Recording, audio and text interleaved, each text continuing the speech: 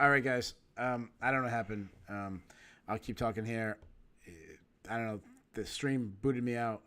I don't know. So this is part 2, I guess, of the Holly Holm versus Ketlin Vieira recap show. Hopefully, guys will start seeing that I did a second video. Unfortunately, I don't know what happened. Error happened. Those what happens when you go live streaming. Probably an error on my side. I don't know. We were going pretty good. We actually had a pretty good chat going. Hopefully, guys will come back. I give it a little bit of time. Make sure I'm not talking to myself. Hopefully, you guys will see that it's back up here as I'm talking. We weren't just talking. I don't know, we were just. Can you guys see me? If anybody can see me,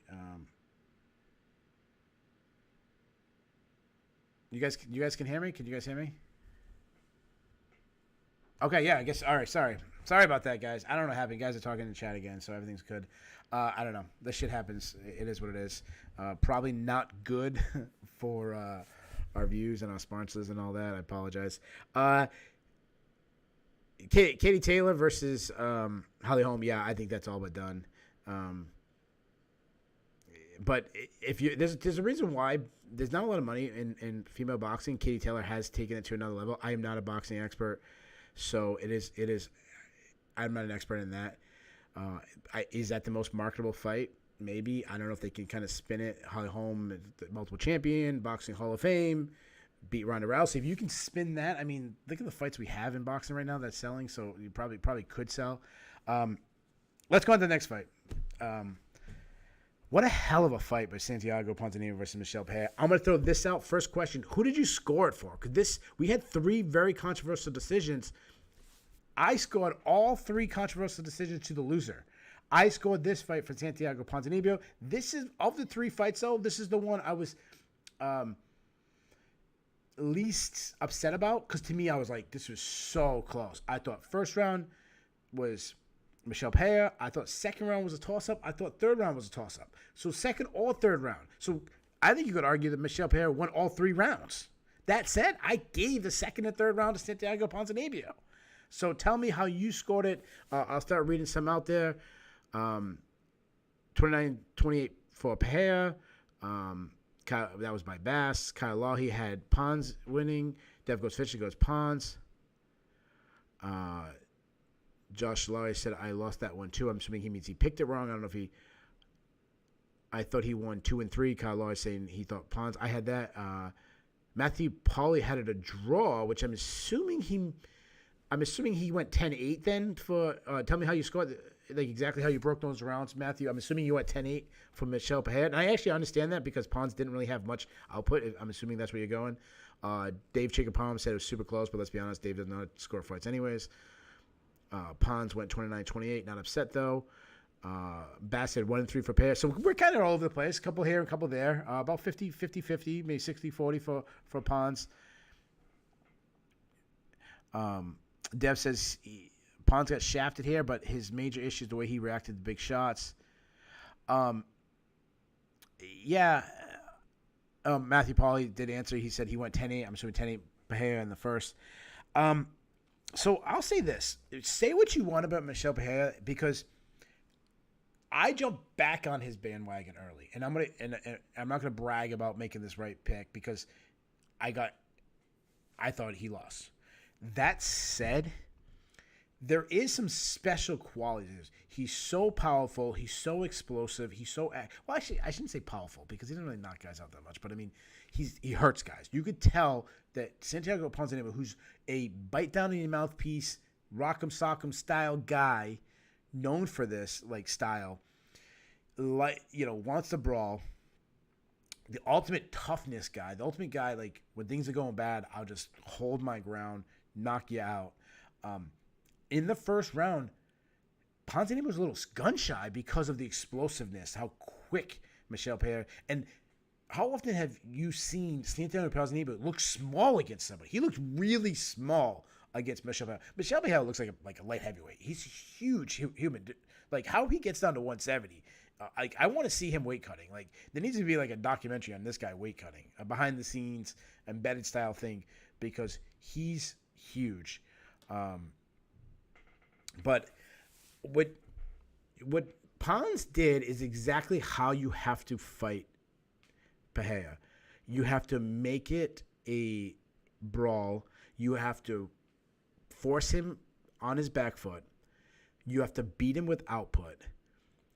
And even when you do all that, you're going to eat big shots, and you're going to eat big shots for all 15 minutes.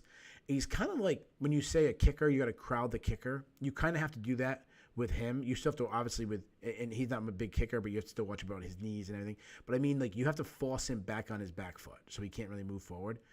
And even if you do everything right, which I think Pons really did in the second, third round, he still has his power. He lands shots, and it looks good.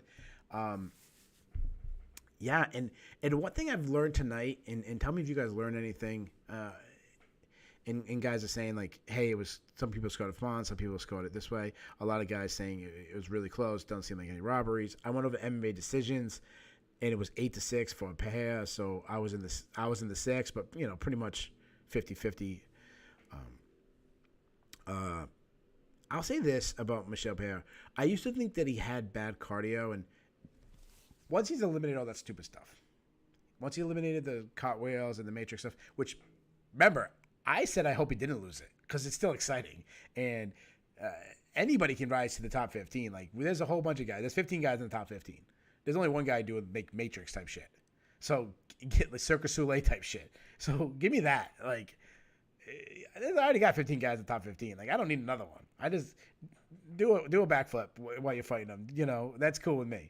I remember the original WW, and I know Dave Chicken Farm Stewart will remember this one. He'll like this one.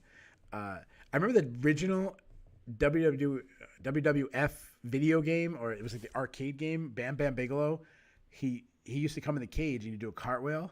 But in the video game, you would hit your opponent while he was doing cartwheels. Like, that's what I want Michel Pereira to do. Just do like the Bam Bam Bigelow cartwheel and hit some guys. But he's not doing that anymore. When he got rid of that stuff and he just fought like everyone else, he's a great athlete. He's a great striker. He's a good fighter. But what surprised me is I used to think he had bad cardio, and that's not the case. He has bad body language. When he starts getting tired a little bit, his shoulders start slugging. He slows down his pace. And I think what happens is he's so explosive in the first round that the second and third round, when he starts getting tired, he still has pretty good output. It's just not coming as fast. Well, yeah, he slows down a little bit, but he showed tonight he still can go hard all 15 rounds, even when he's tired. And he just has that terrible body language where he looks much tireder than he actually is. Because every single time it seemed like Ponzinibbio was starting to take over and like, oh yeah, Pereira's tired. Ponzi going to stop putting on him. Pereira would land a big shot, land a big teep kick, whatever it was, and then he would kind of buckle Ponzinibbio and kind of hold his ground again.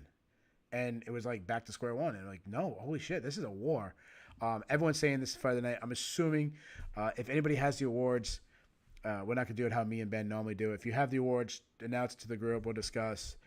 I'll give you my awards for the night. This is definitely my Friday night as far as performances. Chitty and Jugawani, I think that's a performance of the night. I'd probably go Joseph Holmes too. Like, that was really impressive. The knee and like the club and sub type victory. But guys, give us your awards, and if anybody has the official awards, you want to put it out in the chat, I'll read them. Higher Low 1000 says Michel is one fight away from 40 fights, and he's only 28, which is really crazy. Josh Lazar says he wants to see him do the bushwhackers. Was it hit him like this? I guess what he's saying. Really fun fight. What surprised me, and I really thought both guys had opportunities. Pons tried it a little bit. Pereira never did. As I'm surprised neither guy really looked to wrestle when they had their opponents. When they were kind of rock 'em, sock 'em, holding their ground, throwing big shots. In a close fight, I'm surprised nobody dropped under and got a takedown. And if they did, they probably would have won the fight. Like I said, I think Pons may have tried it in the second or third round. He might have tried 1 or 2 takedown attempts, but he wasn't he was reaching. He wasn't shooting in. And I get it, if you're tired, you want to spend all that energy to shoot in, and then what happens if you get sprawled on? Then you might lose a round. If you don't, you got to take those chances. I really thought this was a close fight. I don't know if Michel Pereira is a top 15 guy now based on that division being so loaded. But to me, he's 5 wins in a row. This is his best win, obviously his biggest name. A guy who's headlined UFCs. To me, Michel Pereira needs a top 15 ranked fighter. So, who do you guys want? He called for Jorge Masvidal. I don't expect him to get Jorge Masvidal. Again, I don't care what the UFC is doing. I'm the Ultimate Emperor. I decide. If he wants to fight Jorge Masvidal, I guess, if you back Jorge Masvidal and you back his antics, well, Pereira called him out. So that means Jorge Masvidal, if you're a Masvidal guy, Jorge Masvidal has free reign to attack Michel Pereira no matter where it is. Michel Pereira could walk out of the bathroom in an airport and Masvidal can sucker punch him, whatever. I wouldn't do that. I was looking at the top 15, and I'm like, who do I have a name? Who doesn't deserve a guy ranked higher and kind of deserves a guy below him? I said, how fun would it be Michel Pereira and Stephen Thompson? Co-main event, maybe a fight night main event, or a co-main event pay-per-view, or a third from the top pay-per-view, or really stacked pay-per-view, maybe an opening fight. I'm doing Stephen Thompson versus Michel Pereira. Throw out there who Bass says Pons was ranked 14th, Keith. Bass, you are a loyal listener of the Sherdog Radio Network. You should know that I don't give a damn about the UFC rankings. I was talking strictly about the Sherdog rankings, and I don't believe he's ranked in the Sherdog rankings. If he is, then I apologize. I'm going to check that right now. Being that I vote on the Sherdog rankings, I probably should know this off the top of my head. Let's see. While there is, Bass did put out the Fight of the Nights.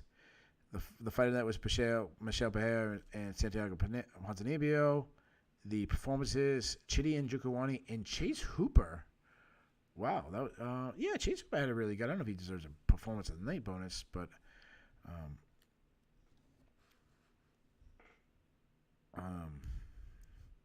Kyle Lowry said, since neither guy really gave a concerted effort to get a takedown, does that mean Chaos Williams hits harder than Pons?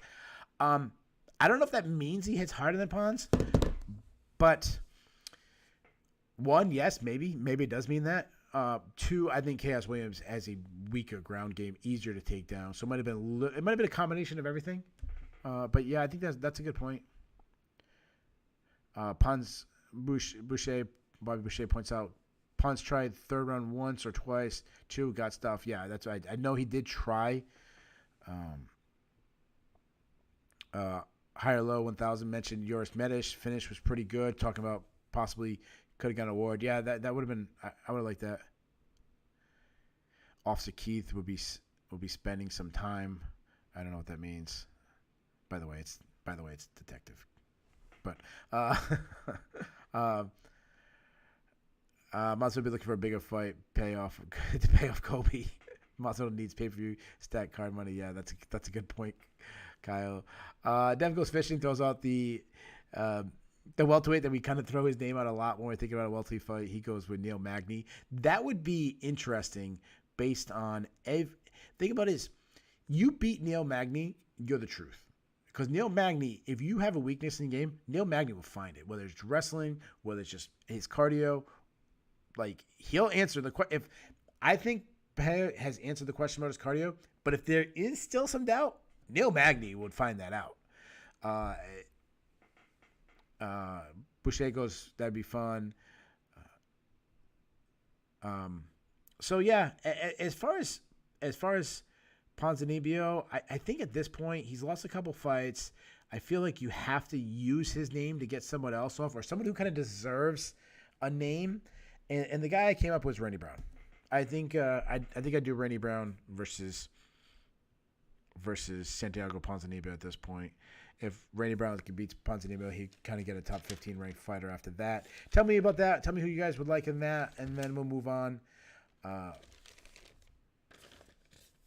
Kyle Law, he goes, Luque. Yeah, Luque coming off a loss. That would be a fun one for Michelle Pereira. Technical Wealth goes Li Jingliang as a matchup for Michelle Pereira.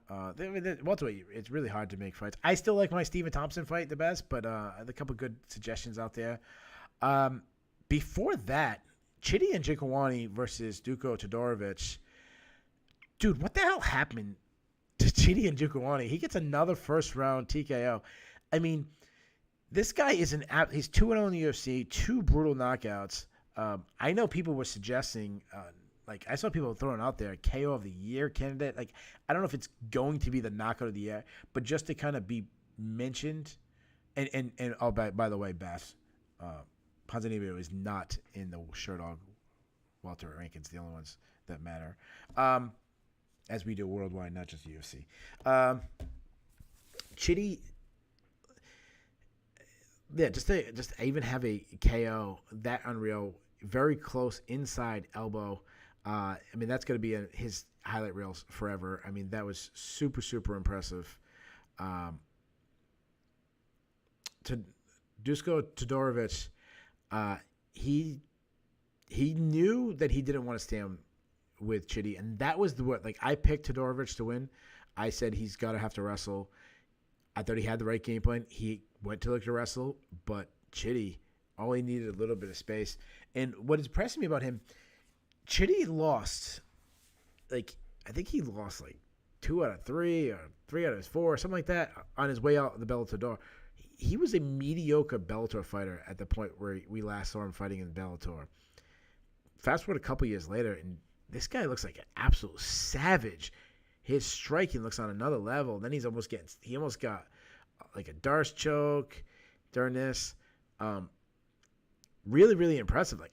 Did anybody expect a Chidi and Njokuani turnaround? I remember when they added Chidi and Njokuani to the Contender Series, I was like, wow, that's a really weird addition to Contender Series. I mean, you have kind of an established guy that kind of flopped at this point, not kind of a journeyman, kind of fit the PFL roster, the kind of guys that PFL would go for, or kind of guys that Eagle, if Chidi and Njokuani was fighting in Eagle FC and third fight from the top, yeah, that's what I would expect. But killing guys in the UFC, again, yes, he's 2-0 and he hasn't beaten a ranked guy or anything like that. But I don't know how long this is gonna last, but I'm enjoying it like it is. And yeah, Chidi and Njokuani looks great. Like I said, guys, we're gonna kind of breeze through the rest of these as I kind of. We're going about 17 minutes here. At the last one, I think we went about 30 or 40 minutes. We actually almost went an hour already. We're going to breeze through the rest of these fights. Polyana Viana versus Tabitha Ricci. Ricci won a unanimous decision. Not the most exciting fight. It just came down to top-side grappling wins over bottom-side grappling. I'm going to say something that it's going to sound silly when I say this, and I know some of the listeners have heard me say this before, and I truly believe this. If Polyana Viana was a purple belt instead of a high level black belt, she might have won this fight. And what I mean by this is, high level black belts are really good at getting submissions. She's got a couple submissions off her back in the UFC before. She showed no urgency to try to go off her back. She was just all right, I'll throw up a couple of submission attempts. I'll hold the arm. I'll try to set up a triangle. I'll try to set up an arm bar. If I don't get it, I'll still wait. I'll still spend some time. Eventually, I'll get it. No urgency, not realizing every second that ticked by, she was giving more points, more leverage for Ricci to win the round. Yeah, just really, really bad strategy. And Tabitha Ricci, to her credit, take her down, control position, land some rabbit shots. The referee's not standing it up because Viana's not really kind of holding you down to stand it up. This is exactly how I broke it. I didn't do that good on my picks. I think I went 6-5. Yeah, I thought I should have got the main event, so I might have did a little bit better. But a couple other fights I thought I shouldn't have got. So overall, not a great night for me in my picks. But this is one of the ones I thought I hit well because I said she's going to win. She's going to get on top. She's going to avoid submissions. She's going to win just by being the better wrestler. And that's what happened. Viana had no effort to fight off the takedown attempts. Like she almost just allowed the takedown attempts. Josh Lott pointed out she just laying on her back for half the fight. That's what I'm talking about. Like she seems comfortable laying on her back as so many high-level jiu-jitsu fighters do. And Dev Goes Fishing says you can't win fights off your back in 2022. Yeah, you can, but you better get a submission. Like no one ever wins fights off their back with landing. I mean, it's not Bass Root and Kevin Randleman from I don't know what that was, 1999 or something, where you're landing little slaps to the side of the head and win a fight. That doesn't happen in 2022. So you're going against a good grappler and you don't get the submission. After she tried it a couple times in the first round, she should have been trying to wall walk back up to her feet, create scrambles. There was times where she was laying on her back and Richie was standing over, kicking her legs, doing that kind of butt scoot where the other fighter is standing over them, kicking their legs. She had opportunities to get back up, and just really, really bad performance. The only thing worse, and I guess you don't get a win bonus, you lose a fight. I feel bad because now she can't get that laser tattoo removal to get rid of that tattoo that she put on her chest. It looks terrible for such a beautiful woman. She should have, she should have took that one off. Bruce Bobtrotter says the main event was about as interesting as Keith Chillin versus Jacob Irons. Nice job, Bruce. Not a good showing for Polyana Viana. Tabitha Ricci with the win. Bass really wants to talk about this next fight. And the third, I thought, controversial decision, Eric Anders versus Jung Yo Park.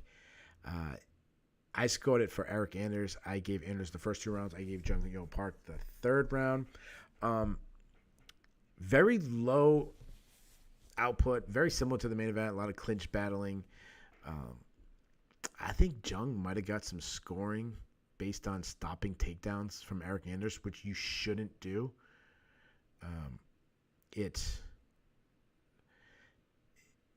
I never understood that, I stuff takedowns. Rose Namajunas was talking about this against Carlos Esparza. I don't like that. A basketball team doesn't get points for blocking a shot. A football team doesn't get points for making a tackle.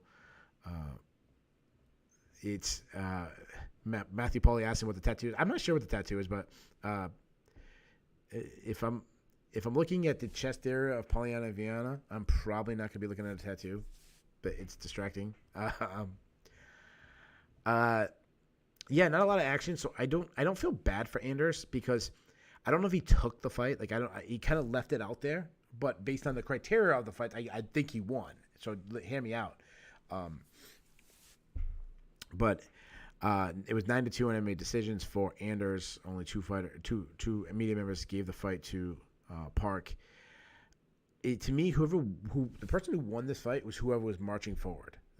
Anders did most of the marching forward in the first round, kind of pushing Park back. Park was very reactive.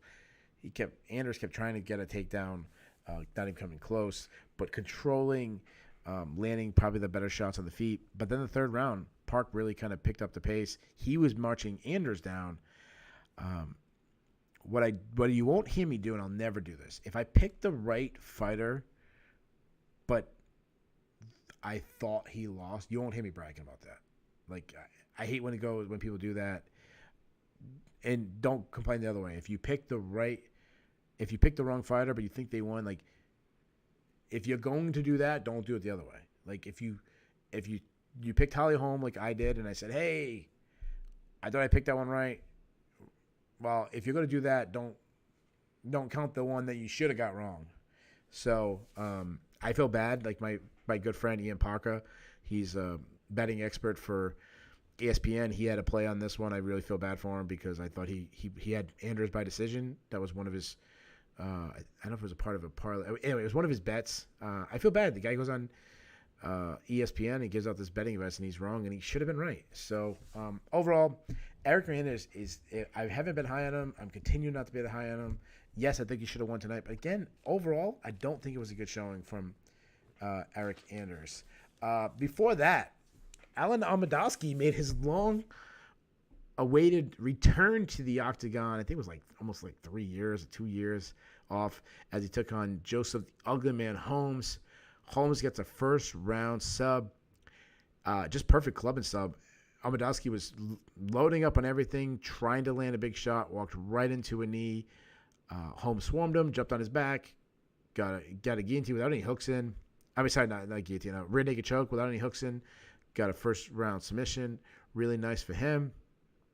I feel much better about Joseph Holmes getting a stoppage, but Alan Amedowski, I didn't think he was UFC level.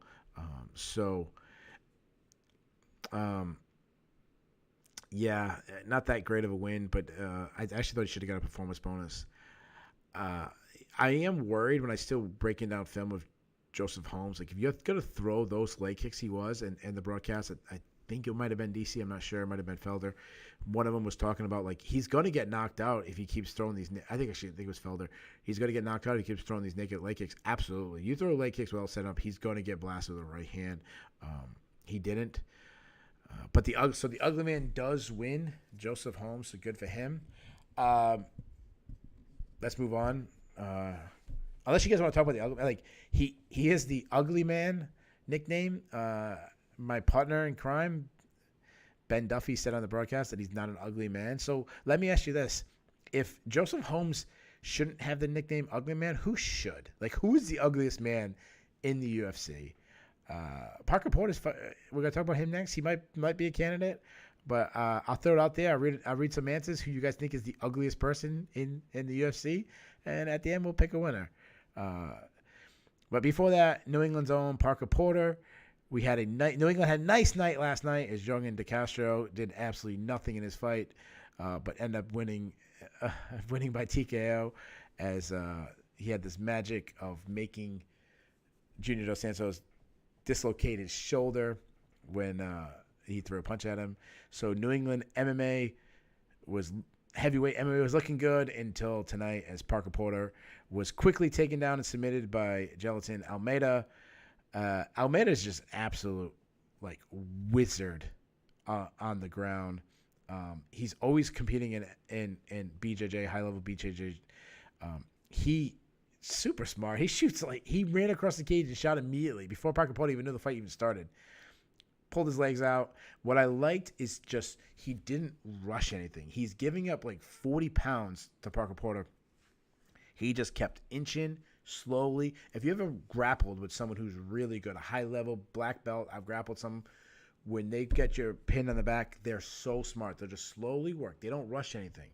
I have an instructor, Michael Barry. He's a black belt, very, very good. He always doesn't rush anything. Sets it up slowly, moves inch by inch.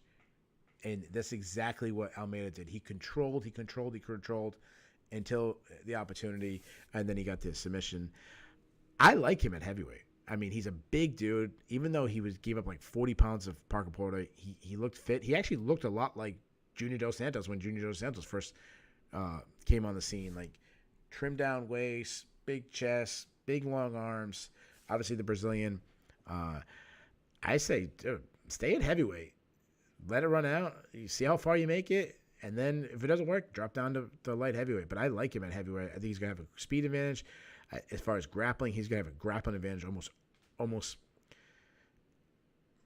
want to say all, but, I mean, Curtis Blades, maybe Tom Aspinall. I don't know. How many guys are going to be that much better on the ground than him?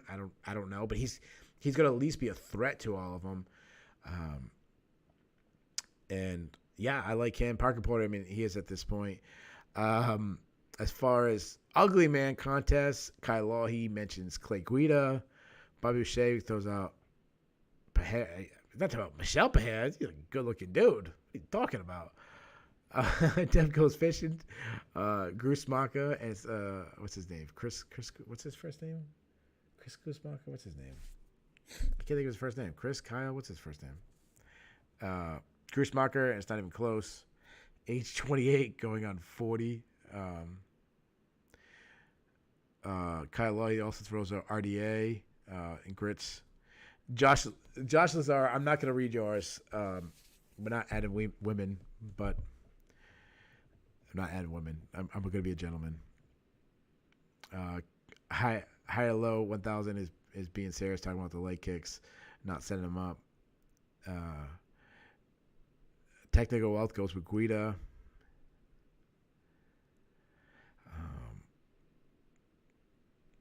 Well, Dev goes fishing. Says if Almeida stays at, he disagrees with me. He says if Almeida goes to 205, he'll be a champion. He could. He really could. Kyle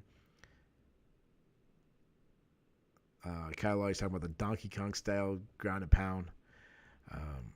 Chris. Okay, sorry. It's Chris Goosemarker. I'm sorry. Too much time in the sun. Chris Goosemarker. So down to Clay Guida or Chris Goosemarker. I'm going to have to look at these guys. I know exactly what Clay Guida looks like. Let me try to think. Chris Goosemarker, exactly what he looks like before I make a decision on Chris Goosemarker. Josh is, you know what?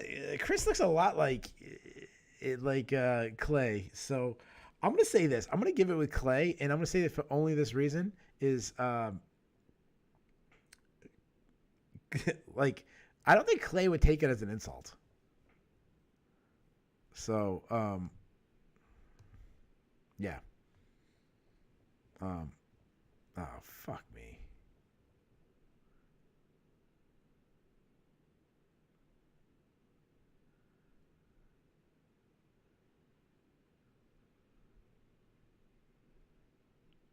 All right, it's getting an error again.